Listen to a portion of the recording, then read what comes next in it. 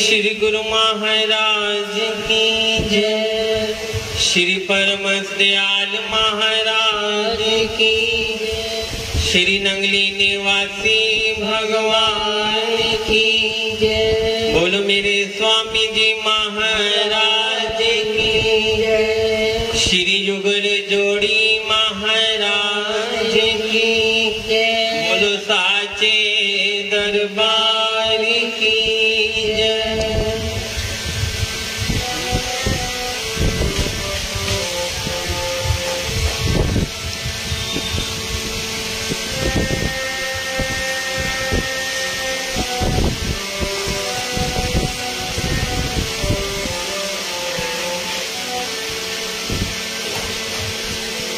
एक कच्चा घड़ा में दाता, एक कच्चा घड़ा में दाता, तू इश्क दी आग च पका मैनू, एक कच्चा घड़ा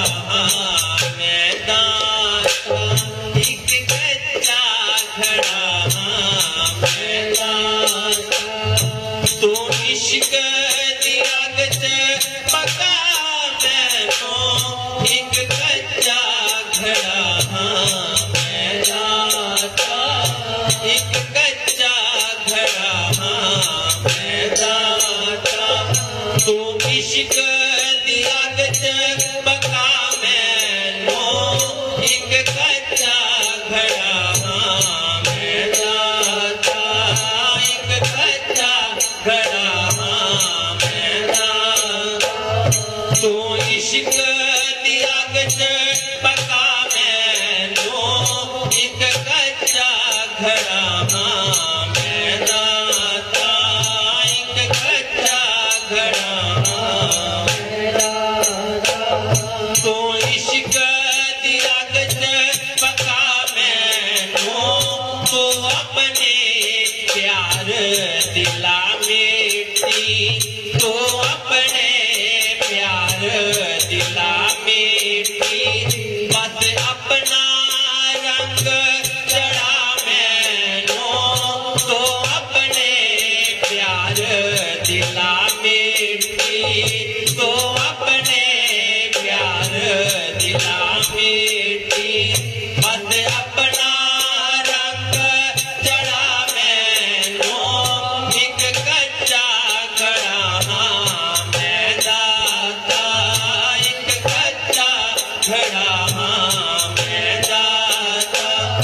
तू इश्क दी आग च पका मैनू, एक कच्चा घड़ा मैं दाता। कभी बोलिए प्यार से, एक कच्चा घड़ा मैं दाता, एक कच्चा घड़ा मैं दाता।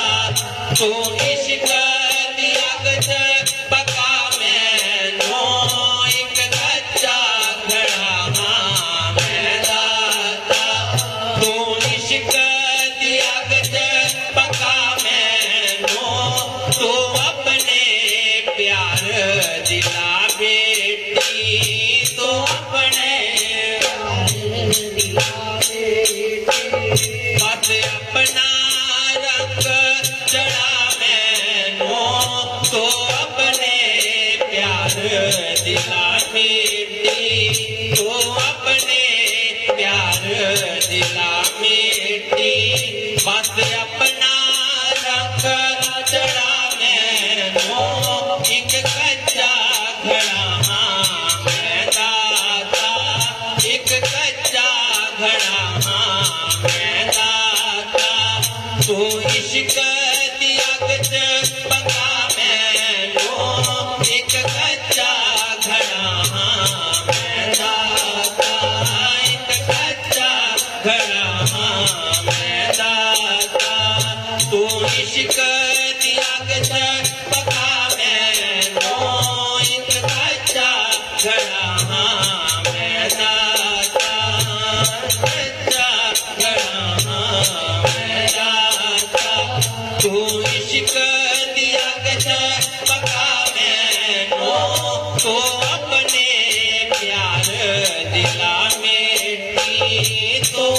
में प्यार दिला मेटी, तो अपने प्यार दिला मेटी, तो अपने प्यार दिला मेटी, तो अपना रंग चढ़ा मैनो एक कच्चा घड़ा, मैं दाता एक कच्चा घड़ा, मैं दाता।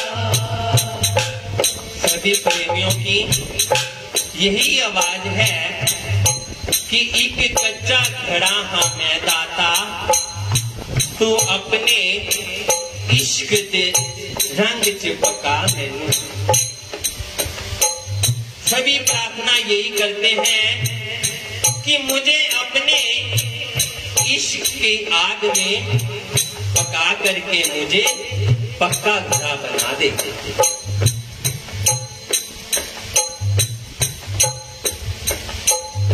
एक गुरु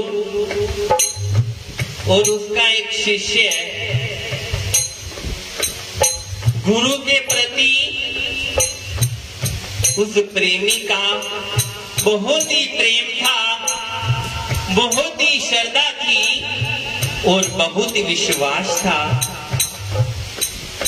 और वह जब भी जहां पर भी सत्संग होता, वे प्रेमी श्री गुरु महाराज जी का सत्संग सुनने के लिए जाया करता था। जहां पर भी सत्संग होता, जहां भी कीर्तन होता, सुबह की आरती होती, शाम की आरती पूजा होती, वे शामिल हुआ करता था।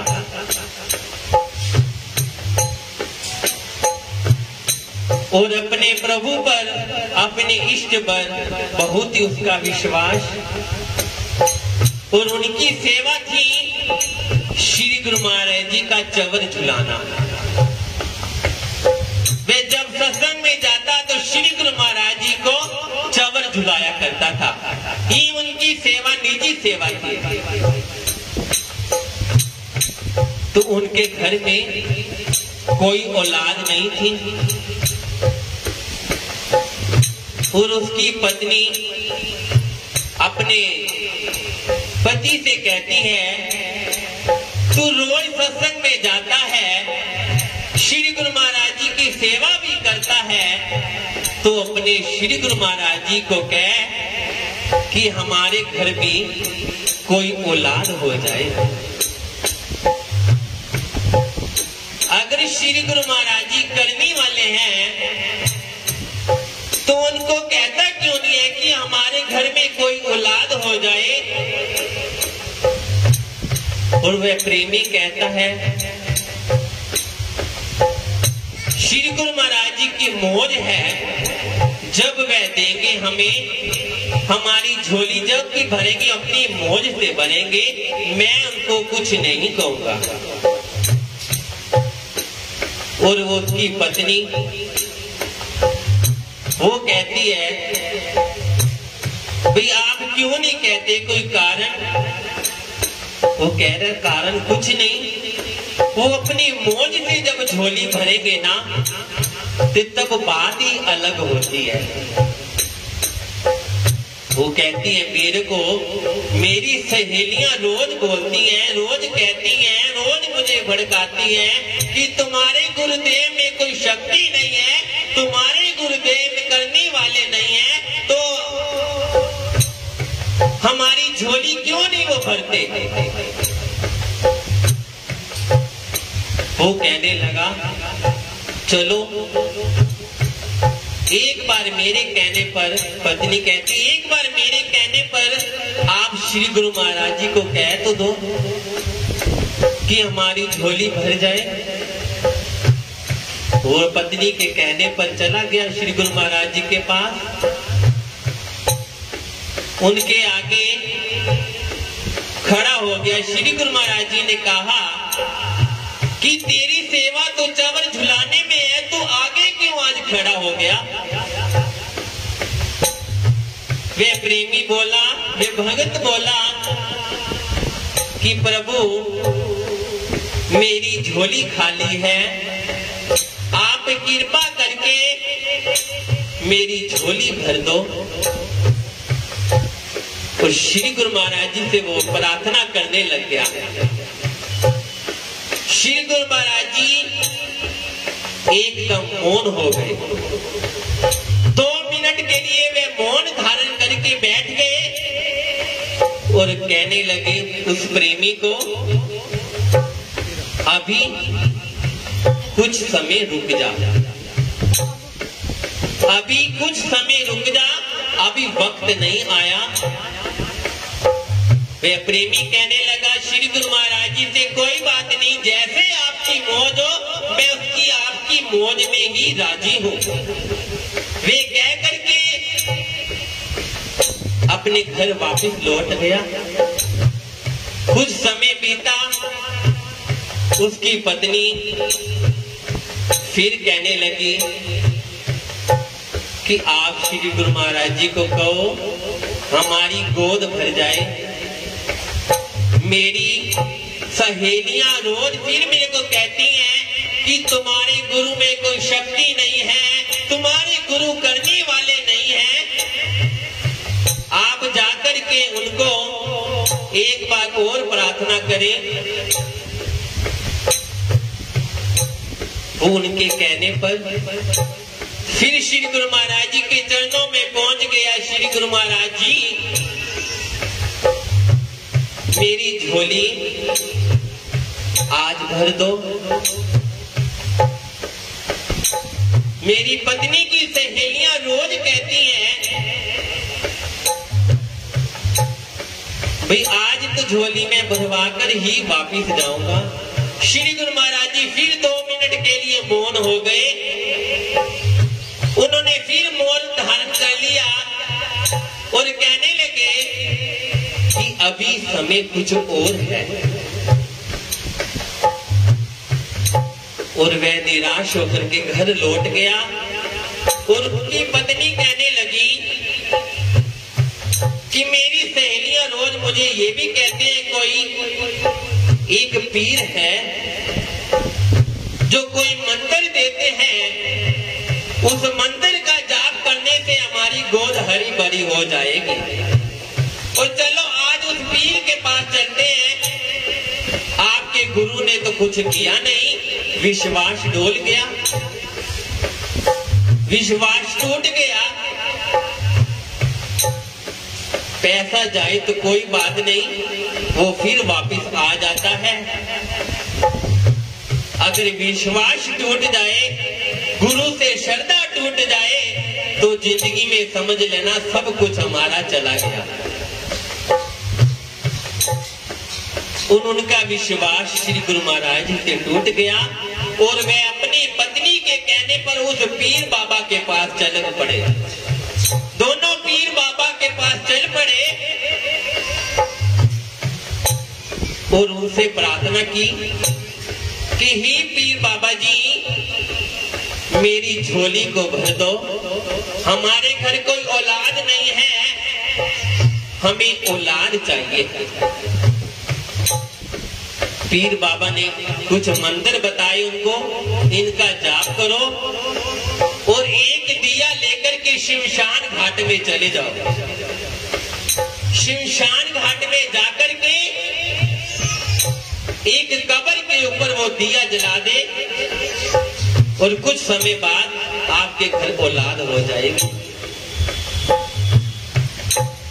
उस व्यक्ति ने, उस प्रेमी भक्त ने वैसे ही किया। एक दिया लिया और शमशान घाट में जाकर के कब्र के ऊपर दिया जला दिया और 1 साल के अंदर उनके घर बेटा हो गया। वो पत्नी कहने लगी, देखा मेरे पीर की शक्ति, आपके गुरु में शक्ति थी। देखो पीर बाबा ने हमें औलाद भी दे दी। उनका विश्वास उधर बन गया और जो बच्चा जैसे जैसे बड़ा होता गया, जैसे ही छोटा था वो बड़ा होता रहा और वह इतना शैतान बन गया कि रोज वह झगड़े कभी किसी के साथ घर में करता और कभी घर वालों से करता, कभी बाहर वालों से करता। पूरी उसने झगड़े रोज करने और इतना पैसा बर्बाद कर दिया कि घर में कुछ भी ना बचा खाने के लिए। सारा पैसा उस बच्चे ने बर्बाद कर दिया और माँ बाप उस बच्चे को देते रहे, जैसे वो मांगता वह दे देते और उनका घर खाली हो। और बच्चा भी इतना शैतान। और किसी ने पूछा ये आपने औलाद कहां से ली, इतना शैतान है बच्चा आपका। वो कहने लगे किसी पीर बाबा ने मुझे बोला था शमशान घाट में दीपक जलाओ और आपके घर औलाद हो जाएगी। वो कहने लगे गली वाले, मोहल्ले वाले, गांव वाले कि तभी तो ये शैतान है, क्योंकि शमशान घाट में तो केवल मुर्दे और भूत प्रेत ही रहते हैं। तभी तो इसकी बुद्धि वैसे है, तभी तो वह शैतान है। और झगड़े भी रोज डेली करता है, कभी किसी के साथ तो कभी किसी के साथ। गांव वालों को पूरा परेशान कर रखा था। एक दिन वो झगड़े करते करते उसकी मृत्यु हो गई। वह बच्चा मर गया। घर वाले बहुत रोने लगे कि हमारे बच्चे को क्या हो गया, ये तो मर गया। चलो फिर श्री गुरु महाराज जी की याद आ गई। श्री गुरु महाराज जी की फिर दोबारा याद आ गई। इतने सालों से तो उन्होंने श्री गुरु महाराज जी को छोड़ दिया था। फिर याद आ गई और दोनों पति पत्नी उस मरे बच्चे को लेकर श्री गुरु महाराज जी के चरणों में पहुंच गए। श्री गुरु महाराज जी ने कहा कि इतने साल तुम कहां थे। वह शर्मसार होकर खड़े रहे कि प्रभु हमें कुछ नहीं पता, आप हमारे बच्चे को जीवित कर दे। श्री गुरु महाराज जी बोले जिसकी जो चीज थी उन्होंने ले ली, आप छोड़ो ये बात को। जिनका बच्चा था उन्होंने ले लिया, वो माने नहीं, हमारे बच्चे को जीवित कर दो। उनके कहने पर श्री गुरु महाराज जी ने थोड़ा सा जल लिया और उस बच्चे पर छिड़क दिया। वह बच्चा जीवित हो गया। बोलो मेरे श्री गुरु महाराज की। वह बच्चा जीवित हो गया और माँ बाप दोनों उस बच्चे को गले लगाने के लिए दौड़े। उनको गले लगा रहे हैं और बच्चे ने माँ बाप को दोनों को धक्का मारा और कहने लगे आपसे मेरा कोई रिश्ता नहीं है, मैं आपका बालक नहीं हूं, आप मुझे गले क्यों लगा रहे हो। वो कहते हैं गुरु महाराज जी इनको समझाइए, ये ऐसे क्यों बोल रहा है, ये तो हमारा बालक है। वो बच्चा कहने लगा मैं आपका कोई बालक नहीं।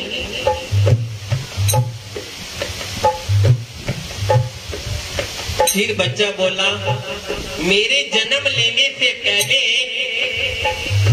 याद करो आपके घर में कोई साधु आए थे। मेरे जन्म लेने से पहले क्या आपके घर में कोई साधु आए थे। वो कहने लगे माँ बाप हाँ जी, हमारे घर में एक साधु बाबा आए थे। क्या आपने उनको रात को ठहराया। वो कहने लगे हाँ जी, हमने ठहराया था। और उस साधु बाबा के पास एक सोने की छड़ी थी। वो सोने की छड़ी आपने उनसे उनकी चुरा ली। वो कहने लगे हाँ ये बात सच है, हमने वो छड़ी उस बाबा से, उस फकीर से, उस साधु से हमने वो छड़ी चुरा के अपने पास रख ली। साधु बाबा चिल्लाते रहे, कहते रहे मेरे को मेरी छड़ी दे दो, ये किसी की अमानत है। मेरे को गांव वाले धक्के मार मार के इस गांव से निकाल देंगे, मेरे को ये छड़ी वापस दे दो। लेकिन वे लोग नहीं माने, दोनों ने छड़ी चुरा करके रख ली और फकीर बाबा को धक्के दे करके घर से बाहर निकाल दिया। और उधर फकीर बाबा को गांव वालों ने गांव से बाहर निकाल दिया, क्योंकि उनकी छड़ी किसी की अमानत थी। और वह फकीर भूखा प्यासा रह करके साधु बाबा अपने प्राण त्याग दिए। वो बच्चा बोला कि आपको ये सब कुछ याद है? वो माँ बाप कहने लगे हाँ हमें ये सब कुछ याद है, हमारे साथ ऐसा हुआ था, हमने ऐसा किया था। तो वह बच्चा बोला वह कोई और नहीं, मैं वही साधु हूँ जो आपके घर में मैं रुका था, आपने मेरे साथ इतना गलत किया, मैंने फिर आपके घर जन्म लेकर के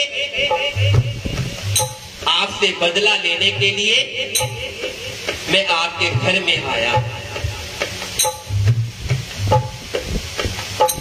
और जब आप श्री गुरु महाराज जी के पास आए थे कि हमारे पास कोई औलाद नहीं है, तो मैं इतना खुश हुआ कि आज श्री गुरु महाराज जी मेरे को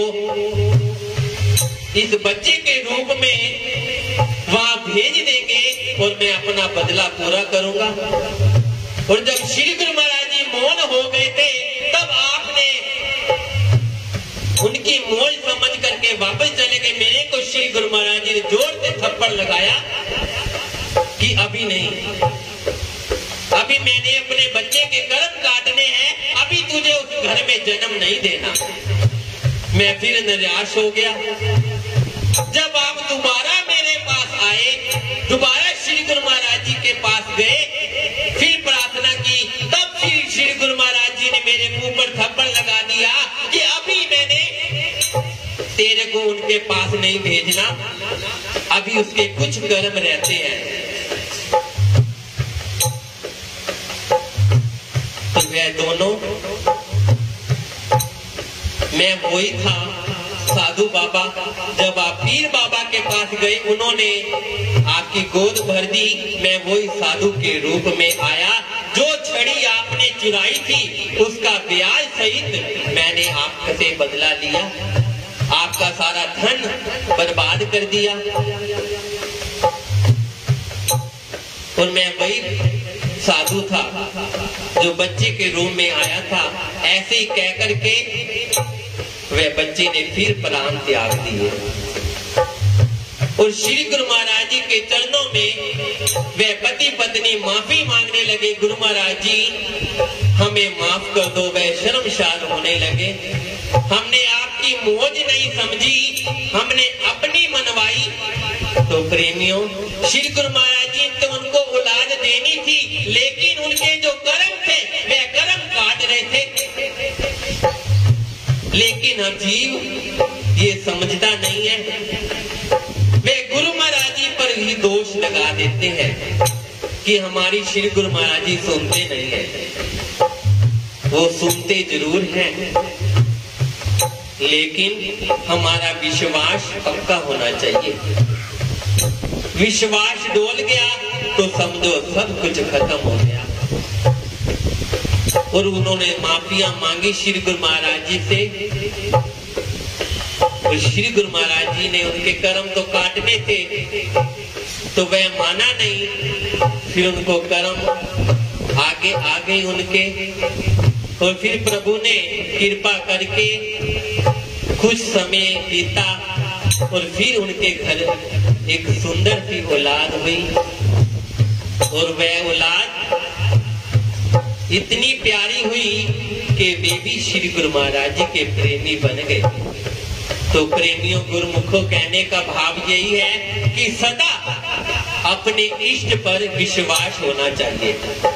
विश्वास कभी भी डोलना नहीं चाहिए, सदा उन पर विश्वास होना चाहिए। उनकी मौज में अपनी मौज बनानी चाहिए। उनकी मौज के अंदर कोई दखलबाजी नहीं होनी चाहिए। ना जाने उनकी मौज क्या है, हमको क्या बनाने की, और हम अपनी मौज बना लेते उनसे कुछ प्राप्त करने के लिए। तो हमारा फर्ज है हम उनके बताए हुए मार्ग पर चले। तो यही कहने का भाव है, एक कच्चा खड़ा मैं दाता, एक कच्चा खड़ा मैं दाता, तू इश्क दिया गज पका मैनू, एक कच्चा खड़ा मैं। सभी प्रेमियों की यही आवाज होनी चाहिए, खड़ा मैं दाता, तू अपने दिया गज पका मैनू, एक कच्चा खड़ा मैं दाता।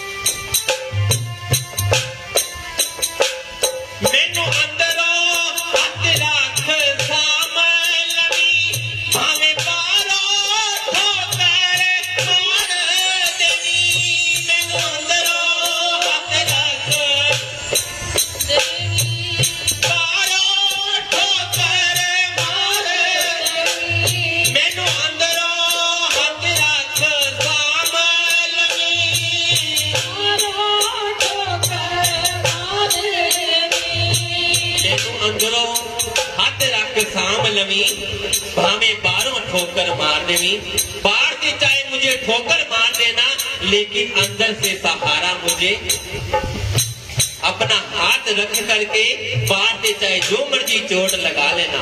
मैनू अंदरों हाथ रख सामे लवी, भावे बारों ठोकर भावे बारों ठोकर मार देवी, कदे गिर जे जावा जे कर मैं, कदे गिर जे जावा जे कर मैं, पर टूटने न देवी तू मैनू, कदे गिर जे जावा जे कर मैं, कदे टूटने न देवी तू मैनू, एक कच्चा खड़ा मैं दाता, एक कच्चा खड़ा मैं दाता, तो इश्क दिया गज